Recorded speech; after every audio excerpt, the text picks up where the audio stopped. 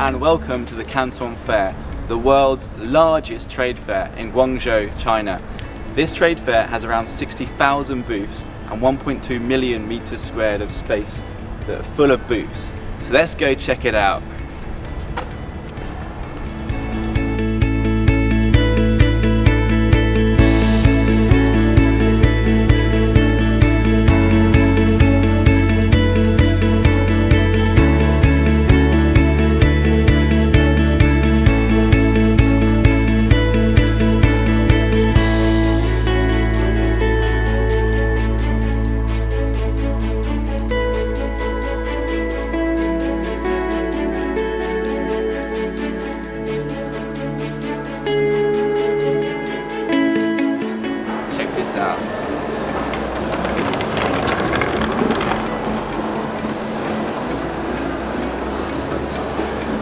Hello, I had a great few days looking around Canton Fair and I thought I'd make a top 10 list for what you should do in preparation for Canton Fair and what you can be doing to make the most from the fair while you're here, because it's quite a short amount of time for a huge number of booths, so you really need to be quite organised with what you're doing. My first piece of advice would be to plan ahead.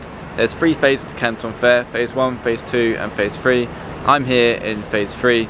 But every phase has very different products, so you're going to think about what you're looking for and plan to come there for that phase, or if it's multiple phases, maybe you stay in Guangzhou for multiple phases. But then within that, when you get to Canton Fair for that week, what do you want to see? There's too many things going on to see everything, so you've really got to prioritize what you want to see in that phase. So for me, it was mainly footwear and actually food and beverages. So that was my priority. In the first few days I focused on them. I looked around every single stall, I talked to all the suppliers I wanted to, I made those connections, got the business cards, talked to them on WeChat, organised what I wanted to do in the future. So I've got a factory visit coming up next week with one of those suppliers. And now more recently I've kind of had time to explore around other places less thoroughly to see what's going on. But I'd say really think about what you want to see while you're here. Second tip on accommodation. So accommodation is key here, but as Canton Fair is so popular, a lot of the accommodation is really expensive, but you want somewhere nearby. So firstly look on the map and see what is nearby Canton Fair, because Guangzhou is huge. You don't want to have to be taking like an hour-long metro ride or a long taxi journey every day to get here, to here and back from here, as it's already a very draining day just being at the fair itself. So I actually went to an apartment hostel called Lexuan Youth Hostel. I can link it in the description. But that was 1 metro station away, really good price, and a great community of people that are there. And it wasn't the easiest to find because it's in someone's kind of apartment in an apartment complex.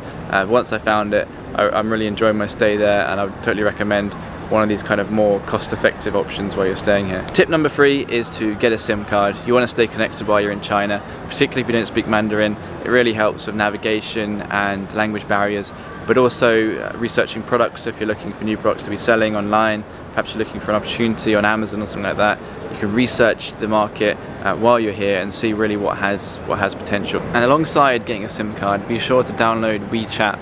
WeChat is the communication platform that kind of dominates China. It's really important for communications with suppliers, so if you don't already have it, I advise you to download WeChat and start communicating with suppliers on it. They'll be a lot more responsive. Tip number 4 is don't worry about a language barrier at Canton Fair. Pretty much all the sellers speak English, and if they don't speak English, then it probably is not very good for you in the future with your communications on WeChat and so on, if they don't speak English. So there's no need to worry about getting a translator or anything like that. You'll be fine on your own speaking English. Tip number 5 is to bring some form of storage for the fair. People will give you stuff. They'll give you business cards, they'll give you catalogs, they might give you samples, and you need somewhere to store all of this. So I would advise you to either bring a backpack, that's what I've done, or a lot of people have a pull-along suitcase just to take around with you for each day and collect all these things they give you. Particularly catalogs would be very useful to have back home. So just collect them all up, bring some form of storage to put them in, and keep on going. Tip number 6 is to explore. When you first get here, just have a look around. Just walk through the centre of a few different exhibition halls and just see what's going on, see what you're looking for, and just get an idea of what kind of things people are exhibiting.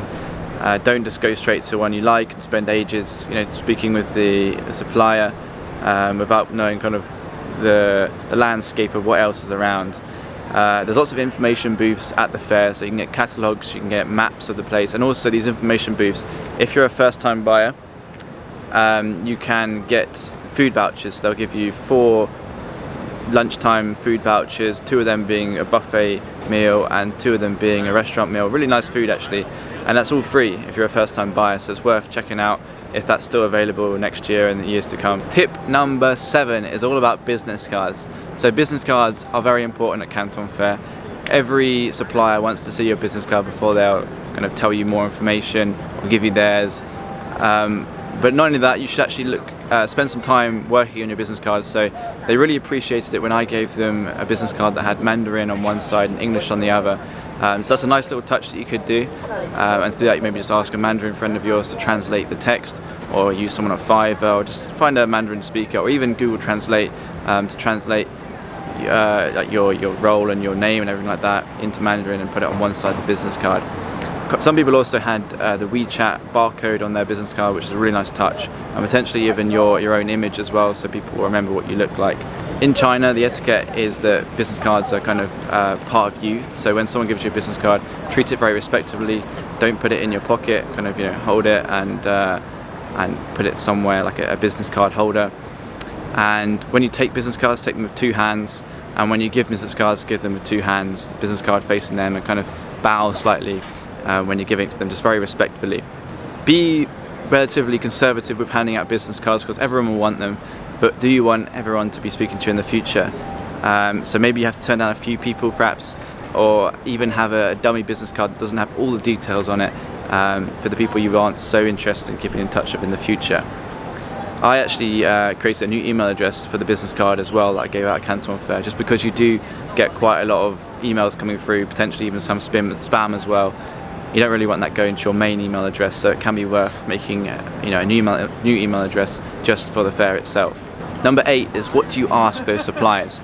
So you want to find out the minimum order quantity, you want to find out the price, if it's possible to get some kind of customization, if you're able to put your own brand on it, and you also want to find out if there's any kind of exclusivity on those items already by country for the people they're currently supplying. It's unlikely many suppliers will give you samples before Sunday, as they don't really have any samples to give. But Sunday's the day when they're packing up, they're leaving, and they're willing to give away some of their products. So if you really want samples, Sunday is the day to go around and try and get them.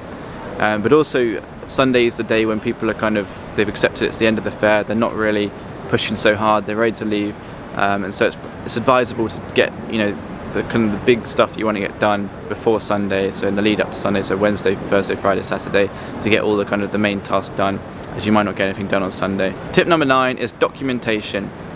In the digital age, I advise you to be digital. So take photos of everything. So when you're visiting a stall, take pictures of their products, take pictures of the business cards with the products, take pictures with the suppliers as well. It's really helpful to have a picture of the supplier to then send them on your WeChat communications, so you both remember who each other are and you remember that you've met them before, and it kind of really breaks the ice straight away for any future communications. And it's just a great idea. I think it's just quite nice.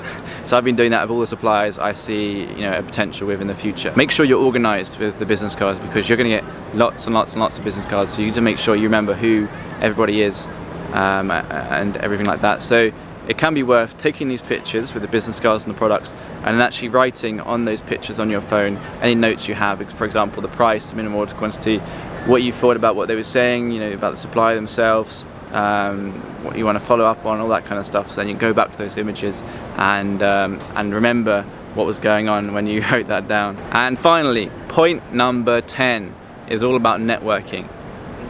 Canton Fair is full of over 200,000 overseas buyers.